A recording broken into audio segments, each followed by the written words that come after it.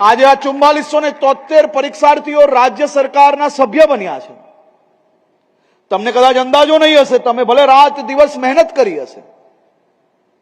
પરંતુ આ મહેનતની પાછળ તમારા પરિવારજનોનો, માતા પિતાનો વર્ષો વર્ષનું એ સપનું હશે કે મારો દીકરો, મારી દીકરી મોટી થશે, ભણશે, જીવનમાં સફળતા પ્રાપ્ત કરશે।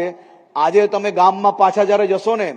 એટલે એક સરકારી અધિકારી જ્યારે જશો ને, તો બધા જ લોકો તમને સાહેબ સાહેબ કહેવા માંગશે, પરંતુ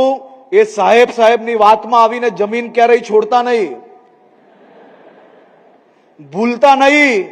કે આપણે એ જ ધરતી પરથી, એ જ માટીમાંથી મોટા બન્યા છે। આપણે સાહેબ શબ્દ માટે આ રાત દિવસ મહેનત નથી કરી, આપણે આ સરકારની અંદર સરકારી કોઈક ને કોઈક જવાબદારી પ્રાપ્ત થાય તે માટે તમે સૌ લોકોએ વર્ષ 2-3 વર્ષથી રાત દિવસ જોયા વગર મહેનત કરી છે ને, તો આ મહેનતની સફળતાને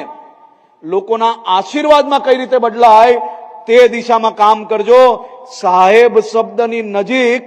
ખૂબ પડતા નહીં, અને જો પડશો તો ત્યારથી જ તમારું પતનની શરૂઆત થઈ જશે, એટલે એનાથી દૂર રહેવું આ મારો અનુભવ છે ને હું તમને અનુભવ શેર કરું છું।